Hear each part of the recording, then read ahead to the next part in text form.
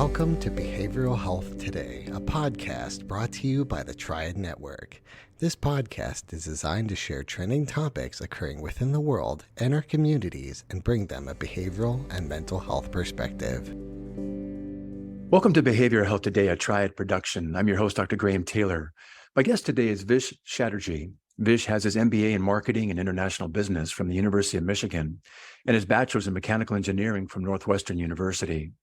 Vish is the owner of Head and Heart's Insight, where he provides holistic coaching for executives and small business owners on how to create personalized daily routines in nutrition, exercise, scheduling, and sleep to nurture fulfilling work, joy, and life harmony. Vish is also the author of the Business Casual Yogi, Take Charge of Your Body, Mind, and Career, that teaches us how to create micro rituals for optimal health and leadership success. Today, we're speaking with Vish about his holistic coaching practice and how it is transforming people's lives and their careers. Vish, welcome to the show. Thank you for having me on the show, Graham. I'm really excited to talk to you. And that was such an incredible intro. Thank you. I couldn't have done it better myself. Well, that kind of stood up and walked on its own across the table here. So this is you. It's great to have you here. You know, I had a chance to learn more about you, and in looking at your resume, you've had quite a career in business, including leadership and operational experiences, creating patents, having multiple certifications, and having roles on various boards. But here you've shifted into the coaching realm. Tell me a little bit about that shift. Yeah, so it's interesting because I grew up in an Indian family. So my mom and dad were from India, and I grew up in Hong Kong, which is a very, businessy, success-oriented environment, very materialistic, you could say. And so my goals as a child were always, I want to be the big leader or CEO of something big, right?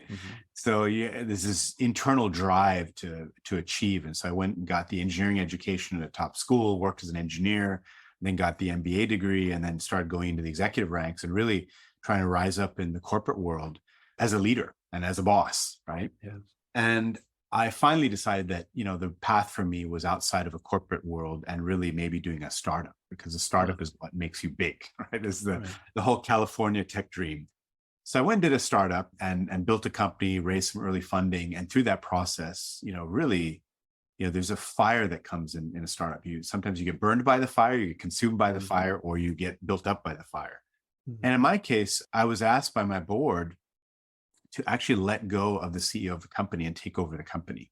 So it was this sort of really difficult decision I had to make, where I took a dear friend of mine and the brains of the technology and basically kicked him out of the company, which was what I thought was necessary to have success. But it didn't feel right deep down inside. Something felt wrong about it. And it's almost like I had an epiphany at that point, realizing that this is not what I'm internally wired to do.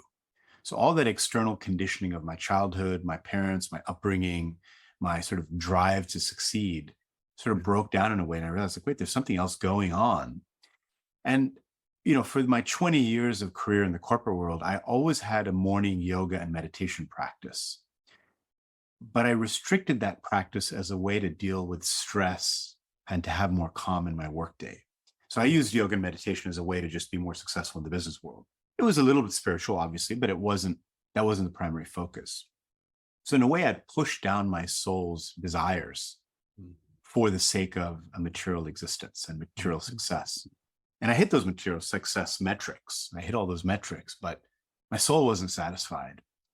So when I came out of this fire of the startup, spontaneously, it's funny how this works. When you align to your inner calling, things just get served up to you.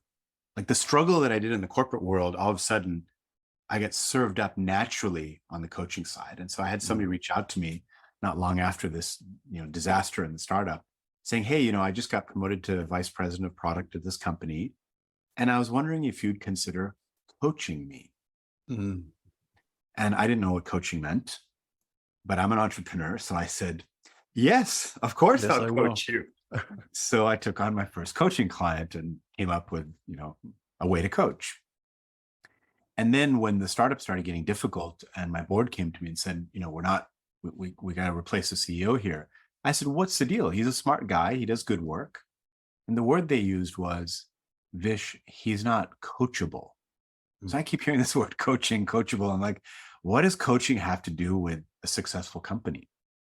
And so as I started leaving the startup route and going deeper into this budding coaching practice of mine, budding coaching practice of mine, I started to understand that coaching is a way to help people connect to the potential that's within.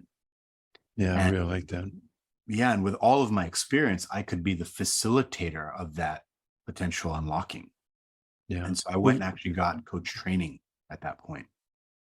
We all have heard about executive coachings more and more in this age. But you describe yourself as an executive turned coach with a spiritual twist. And I like that. I was reading one of your clients' feedback, and they described you as a true shaman disguised in business clothes. And I think that's wonderful. You're bringing something unique to coaching folks. And there's this blend in this holistic coaching. In fact, we think about a coach versus a consultant, and consultants usually diagnose a problem and then they tell people what to do. But as a coach, what I'm hearing, and I'd love to hear a little bit more about this, you're taking a very different approach. You're relationally setting up and facilitating a very personalized process of exploration and discovery for folks, helping it, what you just mentioned right there, helping the person work to uncover the power of their own innate wisdom and their own intuition, and realizing their own unique pathway to their own professional and personal success that is right there. Tell us a bit more about this pathway and this journey you go on with folks. Yeah. So when I first started to get serious about my coaching practice, I went and I took a lot of training and tried to figure out in that training, who am I and what is it that I offer? And I clearly knew that I had the yoga background. I had the heritage of being born in an Indian family. I had the connection to, learning and training in Ayurvedic medicine. And of course, the MBA and executive management and being in executive roles. And so I thought, this is really interesting because I could be that East meets West coach where I could take, yoga, meditation, Ayurveda as a way to help executives cope with the stress of their job, and then coach them from a Western perspective on leadership and management. Yeah. But what I realized was, as I started to understand the paradigm of coaching, I noticed a parallel between the yoga wisdom and coaching wisdom. And the parallel was in the yoga world, we believe that your being is sort of comprised of these three layers. You have your physical body, or muscles and joints and bones.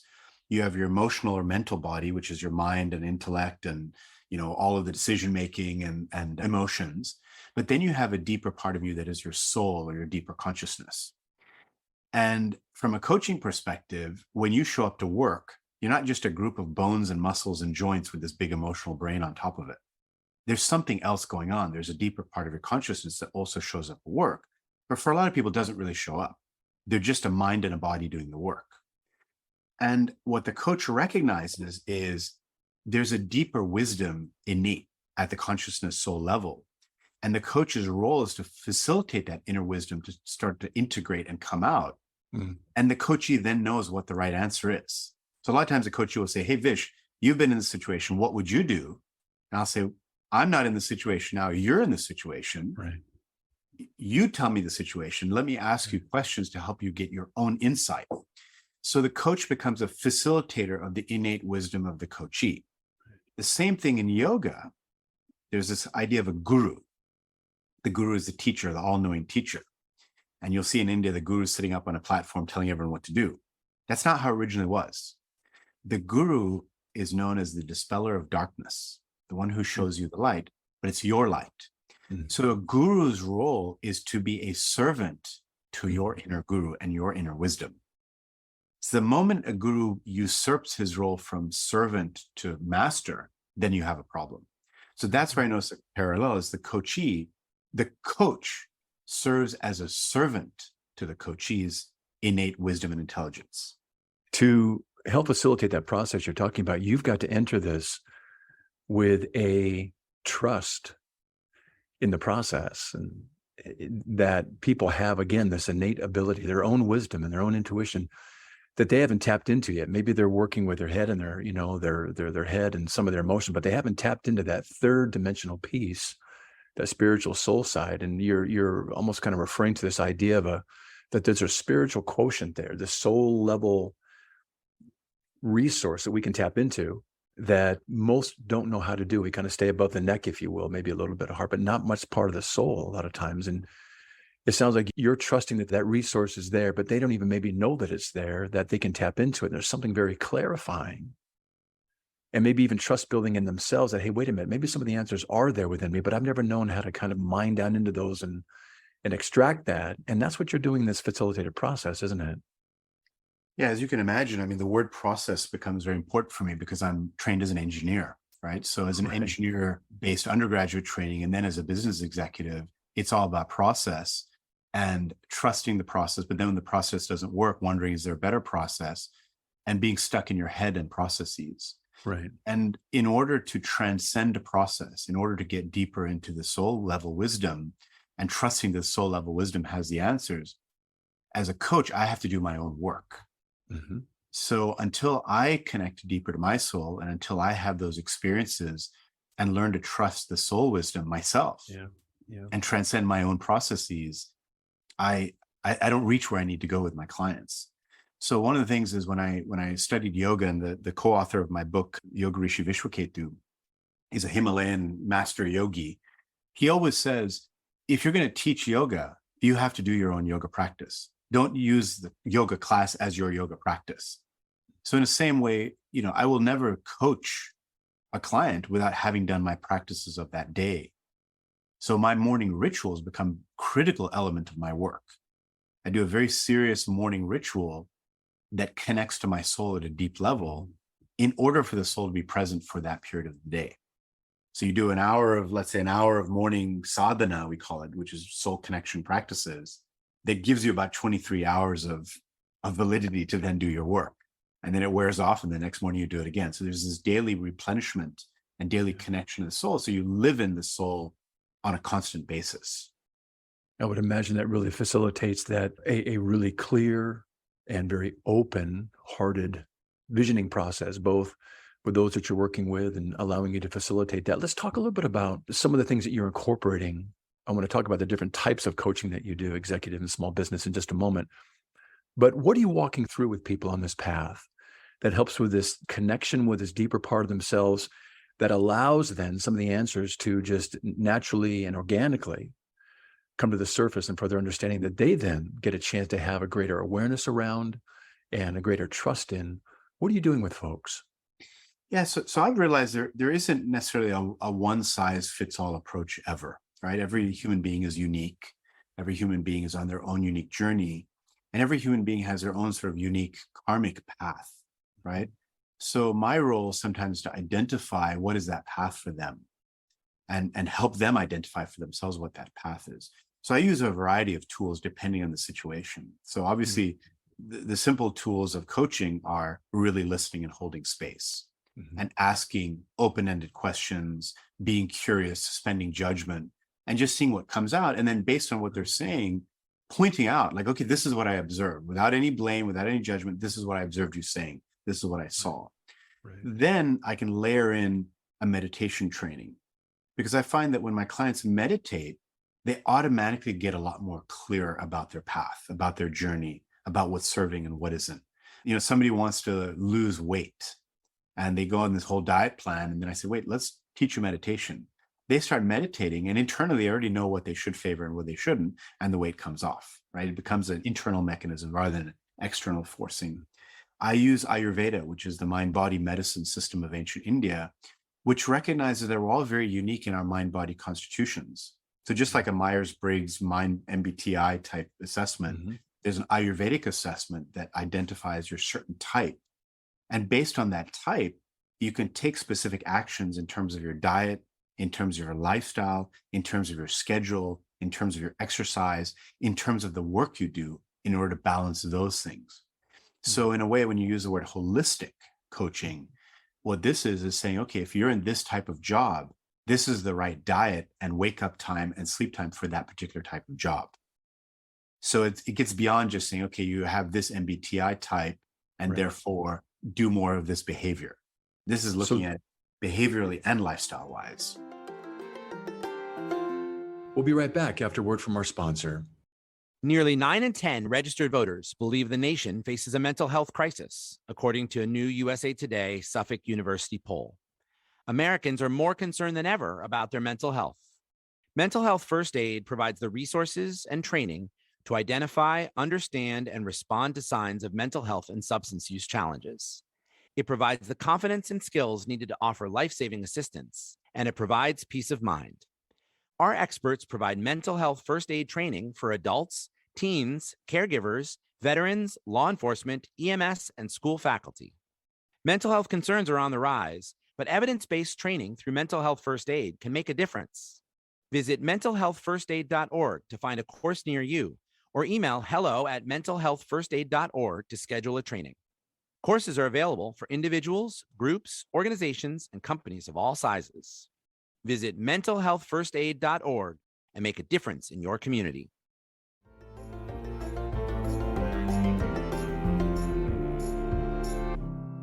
So this personal awareness that gets to grow and this personal understanding of oneself, this is really the cornerstone of everything that you do. And this is a unique path that becomes clearer and clearer as you're working with somebody, and gives them a sense of, this is something that's very personal to me.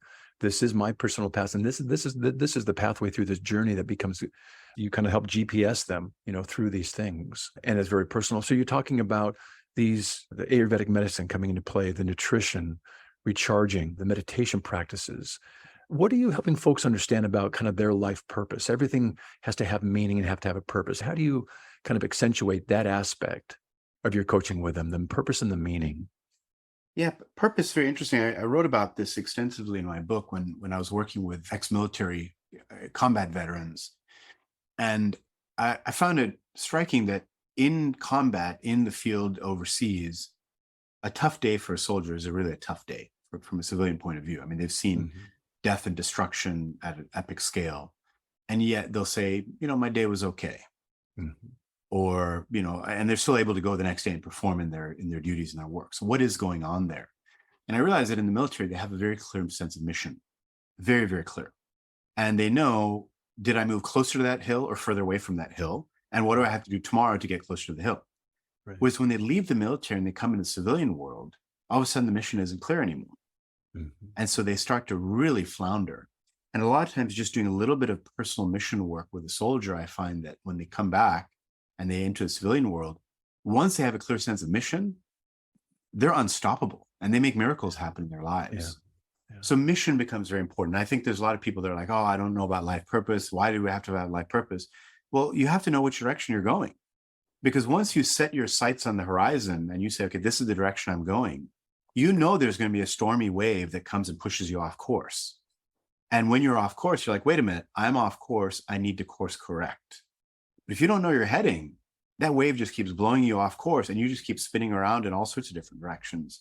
So I feel like sometimes the first thing I do is help people come up with a personal mission statement. And there are ways to do that. There's all sorts of techniques and ways to have that conversation. But I also use another tool, which is the Vedic astrology system. And, I'm trained as an engineer. I'm a Western thinking person. I'm, an MBA. When I heard the word astrology, I was like, what is this woo-woo, wacko, hocus pocus stuff? It doesn't make any sense to me. But I realized that the Vedic system of astrology actually is very accurate and very scientific based. And the fundamental thing, without getting into too much detail, is that they actually use accurate astronomical positions of planets in the sky. And the Western system has deviated from actual astronomical reality. So we're kind of correct to a reality-based system. And what I'm able to do is, by understanding almost like the karmic blueprint of a person based on the position of the planets in the heavens at the moment they were born, I can help them hone in on what is alignment and what is out of alignment, and very quickly zoom in on things. I don't know how many times I've had clients say, wow, I've been in therapy for 3 years and I never brought that up with my therapist. How do you know this? And I'm like, well, I just looked at the probabilities of this happening in your life. And so whether somebody, believes in the system or not, doesn't matter. I'm asking a great question. I'm asking a very relevant question that opens up an awareness and an understanding that then helps the person, again, connect to their soul and connect to alignment and find the right spot on the horizon to navigate towards. Right. I love this idea that you're kind of working from the inside out, not say, hey, what's the problem? Let's go fix it out there. What you're saying is getting aligned with your design, and that alignment with who you inherently are. I oftentimes use the phrase, what are your natural gifts and talents and skills and abilities that you've been given to steward? And if we can discover those, that becomes your life purpose and your mission, like you're describing. But oftentimes we don't stop and explore that. I think that's one of parents' greatest contributions to their children's lives, to help them discover who they are and what they're born with and what they have an opportunity to give. And from that comes others being benefited, us being fulfilled, and a greater connection to the larger sense of who we all are. And so you're having people tap into this inherent blueprint that is there that they may not even know that they've got. And in doing so, things begin to open up about who they are. And then this mission and goal becomes clear, doesn't it? And the path becomes clear, that they get to say, hey, am I staying aligned with my design and on this path that inherently and uniquely is mine, that brings some joy and harmony that you talked about earlier? And there's an ease that comes. I always talk about the surfing analogy. When I moved out to California, whatever, 12, 15 years ago, I tried to go surfing, and I'd be out there in the water and I'd see, the surfers would just sort of be on their boards looking, and they'd see the wave. They knew just the right time to paddle and get up, and the wave would just carry them. And meanwhile, I was paddling at the wrong time, getting bashed and battered by the waves. I was just out of alignment, out of flow, right? And so in life, it's the same analogy, where once you figure out that wave and how to get on it, it flows. And so life starts to really flow. And so the struggle and the fight goes away. And I know this internally because I myself went through the struggle, flow, bashing, fighting the waves. And now in the wave of life, I really feel like it's just carrying me. Like things get delivered to me and they show up for me in a very natural way. And, you read books saying, the universe is aligned and I'm like, I don't know if I believe all that, but now I'm experiencing it. Well, you talked at the beginning, we can either be chasing the success piece, or we can uncover the soul aspect of who we are. And you said, when we are aligned with our inner calling, that's when things begin to flow. Things come to us because there's an openness, isn't there? And it's that inside out. I mean, I really loved when you said it's the inside out versus the outside in. And today, the day we're meeting, how does it all line up, right? So today is the day of our recording, happens to be the birthday of Swami Vivekananda. So Vivekananda was a saint or a teacher, a yoga teacher, you could say, from the 1800s. And in 1893, he came to the US and he first spoke about yoga and the whole system of the Vedic tradition of ancient India. The first time it ever revealed was in 1893 in the West. And today is his birthday. And what he explained was, it is all about going inwards. And as you go in, you start to automatically discover what's outside. That's right. And so the ancient seers of India went inwards to understand the nature of the universe. Western scientists go outwards to understand the nature of the universe. They both lead to the same conclusion eventually. Yeah, I really like that. We're talking about if we can then begin with a sense of who we are, and you're trusting that people have the potential to tap into these dimensions of themselves that they never understood were even there sometimes, I would imagine. Or if they know that something's there, they don't know how to get there. You create and help lay out that path so that they can discover that blueprint. I like to talk about the types of coaching that you do. I love our listeners to understand you do a couple of different kinds, the executive and leadership coaching. You also do the small business. Give us a sense of some of the folks that come to see you and the types of issues that they're experiencing that bring them in to seek this journey with you. Yeah, so it's interesting because it just depends where people are at, right? So I have some very advanced yogis that are my clients, that I help them on their spiritual path and helping them understand, okay, what are the right rituals, more esoteric, shamanistic type rituals to help progress on their journey of enlightenment, for instance. But then I've got the other extreme, which are just like, my business, I'm not hitting the margin structure I want to hit, right? Or, we have this new project and we want to triple the revenue of the business. How do I get there? And either way, it ends up becoming the human being. Yeah. At the end of the day, behind every business are human beings, human resources, as we call them, right? Mm-hmm. And so somebody comes to me, and I remember this very clearly. This client came to me who was a senior director of sales for a medical devices company. And he said, look, I'm not getting the revenue to where I need it to go. And so we started looking at the P&L. We're looking at spreadsheets. We're deep into Excel. We're looking at margin structure. We're looking at growth rates. We're looking at conversion rates with customers. We're deep in the business stuff. And then we start to realize that there's a couple of team members that aren't performing. So now we're starting to look at team dynamics, communication, interaction amongst the team. And then it starts to come up that there's some patterns in his own behavior that's limiting those team members' potential for success. And now we're noticing that pattern is showing up at home and showing up at work. Mm. Right? So now we're getting into a little bit of the psychology stuff. Right. And then around the 7th coaching session, he said, Vish, this has been a great experience, but when are you going to do that planet stuff with me? And I thought, what planet stuff? I told him, I said, what do you mean planet? He says, well, the guy who referred me said you did this whole thing and looking at his planets and I've been waiting for that. And, it's been great. Like the revenue of the business is improving on my team, but I want to know that planet stuff. So I said, oh, okay. And so then we got into the more esoteric side of understanding his psychology from that framework. And I happened to see some very difficult time coming for him about 6-8 months from that session. So I told him that, hey, I have to ask you this question. What do you do for fun in life? And he couldn't answer the question. Mm. He says, all I do is I work. I build a business, I get home, I try to spend time with the kids. I don't usually have time with them. I barely talk to my wife. And I could see that things were headed for a very difficult position for him. Mm. So my coaching question to him was, let's come up with 5 things that you can do on a weekly basis that bring you joy and happiness. Let's write them out. And so he thought through it. He finally wrote down these things. And I said, okay, your homework is to practice these 5 things on a weekly basis. And and there were, they weren't yogic things. One of them was smoking cigars with his buddies and playing poker on Thursday nights. So I was like, yeah, that's fine. That's what brings you joy. Go ahead and do it. I'm not here to tell you stand on your head every Thursday night. Like, if you want to drink whiskey, smoke cigars, and play poker, and that brings you joy, that is where you are. Go for it. Yeah. So he did. And sure enough, as the timing predicted, he went through his wife serving him divorce papers and losing his job all within the same month.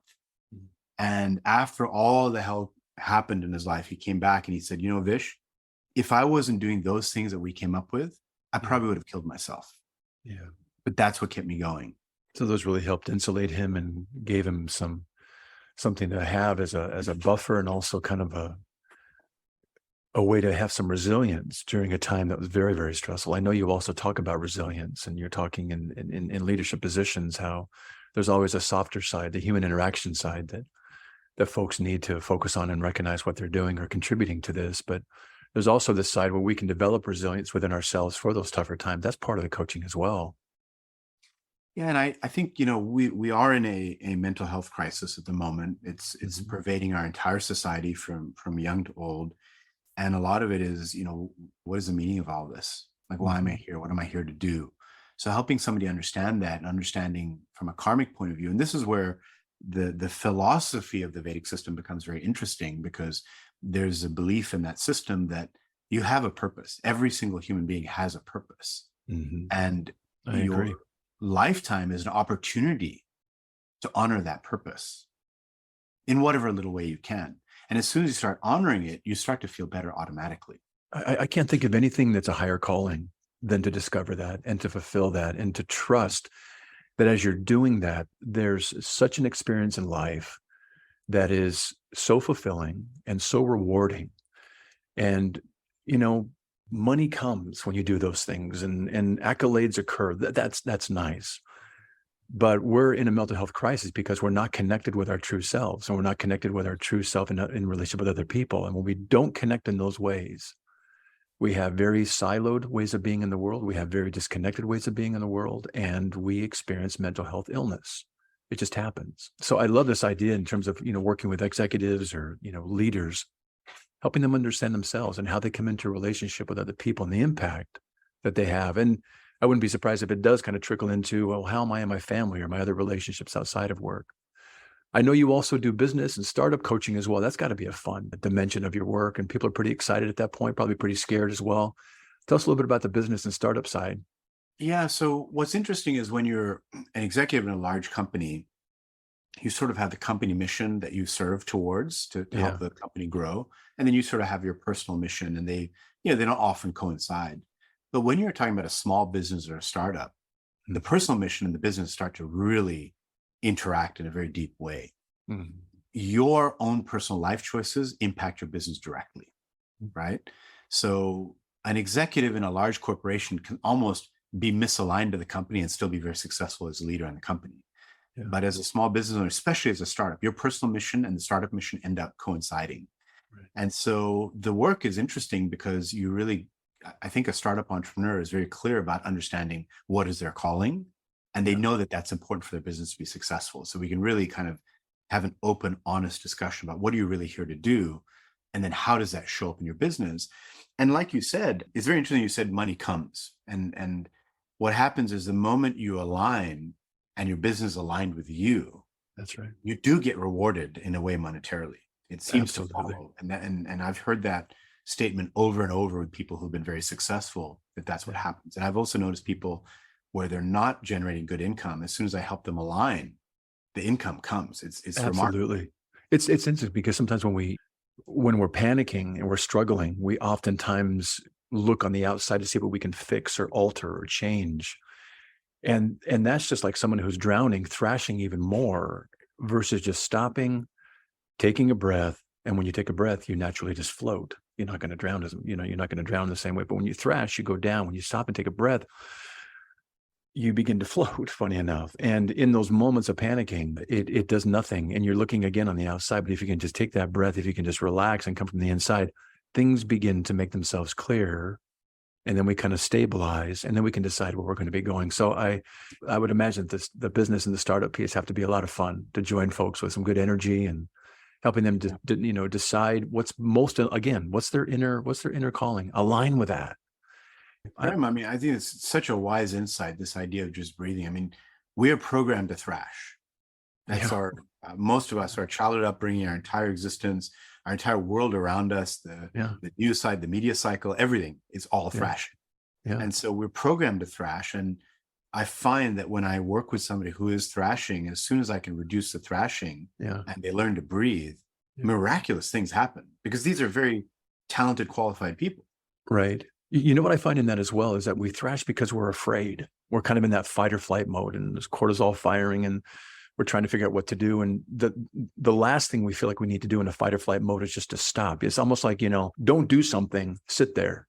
And that's the opposite. Don't just sit there, do something. But what you're talking about, what I really agree with is, don't just do something, sit there and watch how that stabilizes everything and how that begins to build what we sometimes refer to in the field as kind of affective tolerance. Like it's like emotional muscle. When you can sit there and tolerate those uncomfortable times, people don't want to experience uncomfortable times. Sit there in the discomfort and watch how you can get through it to the other side, and then watch what becomes clearer and clearer to you as a path through it. That's what you're advocating here. You're literally describing what's coming to my mind is the ultimate karmic test, right? So everything we get thrown at in life is a test to see if we can sit through it. Right. That's the test. Yeah. And so whatever challenge comes your way, when you have the ability to just sit through it, you've passed that test, and that challenge won't happen again. That's right. The moment you thrash, you'll get that test over and over again. That's right. So if you can think, for all your listeners, like as an exercise, think about the challenges that you face in life that you thrash against. Mm-hmm. And notice how those challenges keep repeating. They show up in different disguises, but it's the same pattern. Mm-hmm. And if you can test yourself, okay, I know this challenge, I know this pattern, I know you can almost predict the next pattern. Yeah. When it happens next time, I'm going to sit through it and see what happens. Right. I believe that challenge won't come back to you once you sit through it. That's right. Yeah, I couldn't agree with you more. What's going to be cool then is going to be the next challenge. And what I love that you're probably doing, and I know we're kind of winding down here in our time today, but oftentimes folks don't have named for them, this is just a challenge, and here's how we go through it. And I'm going to join you in this, and I can maybe instruct or come alongside. Can't do it for you. And I don't want to do it for you because I'll be robbing you of an opportunity to grow. But I can sit alongside you. I can maybe give you some tips or suggestions how to align in those times of a panic or thrashing. Then you can grow through this. And so when we name it that way, we shift in our attitude from this is a place where I feel like I don't have any control and I'm afraid, which fires all that fight or flight stuff, to this is the challenge from which I get to grow. I'm either learning or I'm growing. I'm not losing. I'm either learning or I'm growing. And if I feel like I'm thrashing, I just need to stop. So yeah, I love this, Vish. I really do. Right. I'd love to have you back and go deeper into these things because there's some really wonderful opportunities for folks, whether it's in business, whatever they're going to be doing, life, marriages, relationship, whatever it may be. It all starts here. And I think psychologically, coming from what you're doing with the holistic piece, I think it all just has these opportunities to just really meet and blend. Unfortunately, we've got to come to a close, but hey, I want to do one more thing with you. I want to plug your book, The Business Casual Yogi, a guide to achieving work and life balance through the wisdom of yoga. And give us just a brief description of this book. I know it's an Amazon purchase. Tell us about it. Yeah. So the thing that I noticed is there's the yoga world of spiritual practitioners who are going deeper into their spiritual evolution. And there's the business world and the working world who doesn't really have time for all this. And they're just trying to, make a living and do well in their work. And so I wanted to bridge that divide. I wanted to bring the esoteric, powerful, transformative processes and techniques of yoga, but bring them in an accessible way for the everyday working person. So how do you incorporate some of these powerful rituals, approaches, body, mind, nutrition, health into your regular daily life? So the Business Casual Yogi is sort of taking the knowledge from the Himalayas mountains. So the person that I consulted on the book, Yogi Rishi Vishwaketu, he's a master Himalayan yogi that you would have to go to the Himalayas to meet. And I'm taking his knowledge and then bringing it to the everyday person working in a cubicle in an office in the Western world. And so it is a very powerful book, and it teaches you about yoga, your physical yoga practice, the philosophy of yoga, the Ayurveda mind-body medicine system, and helps you understand the philosophy of the whole system, and also teaches you about meditation, how to use meditation as a way to be a more grounded and successful leader and raise your spiritual quotient at the end of the day. What a great resource. Thanks for creating that. That's wonderful. That's really wonderful. Hey, let's let our listeners know how they can get in touch with you, learn more about you. What's the best way for them to both learn and connect with you? So thank you for this opportunity, Graham, to share that. My website is headandheartinsights.com. And that is my practice, Vedic astrology practice, karmic counseling, all of that. And then you can obviously look up Business Casual Yogi, or you can Google my name. I'm on Instagram as the Business Casual Yogi. I'm on LinkedIn under my name, Vish Chatterji. I've got a Facebook Business Casual Yogi. So lots of different ways to find me out there. Excellent. Excellent. Well, Vish, it's been great to be with you today. I look forward to having you back at some point, going a little bit deeper together. And thanks for being with us and joining us. Sounds great. This was a fantastic conversation, Graham. I really appreciated the time with you and the opportunity to share my knowledge in this show. Thank you. Well, I sure appreciate it as well. I want to thank you, our listeners, too, for joining Vish and me today. And it's always great to have you with us as well. I want to remind you that this episode and its resources and all of our other shows can be found on our webpage at triadhq.com/BHT. So check out our webpage, triadhq.com/BHT, and explore our archive of podcasts and other resource materials. Thanks again for being with us on the show, and we'll look forward to having you back with us next time on Behavioral Health Today. We appreciate all the support from our community, and if you like our show, one of the best ways you can support it is by giving us a 5-star rating and leaving a review. Behavioral Health Today is a podcast part of the Tribe Network, all rights reserved.